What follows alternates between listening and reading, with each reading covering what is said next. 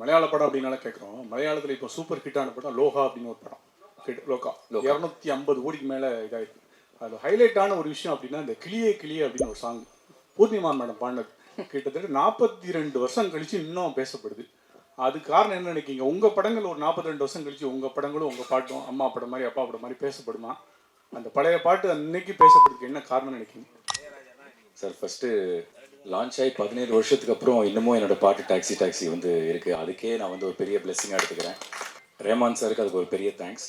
அதுக்கப்புறம் நம்மளோட பாட்டு இதெல்லாம் வந்து பேசப்படுமா இல்லைன்னு தெரில. 40 வருஷத்துக்கு அப்புறம் நம்ம இன்னும் இண்டஸ்ட்ரியில் வந்து ஒரு நல்ல நடிகர்னு ஒரு பேர் எடுத்தாலே ரொம்ப பெரிய விஷயமா நான் எதிர்பார்க்குறேன் நான்.